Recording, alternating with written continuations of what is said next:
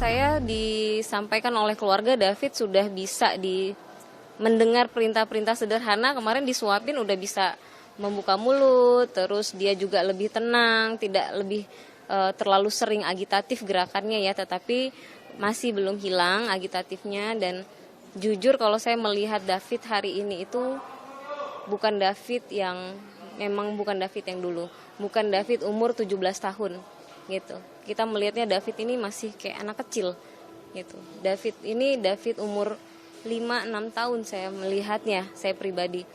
Nah, dokter masih terus melakukan perawatan lanjutan. Sampai detik ini David masih di ruang ICU.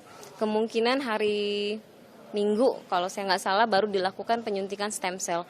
Semestinya minggu lalu, tetapi dokter butuh observasi lebih lanjut terkait kondisi David.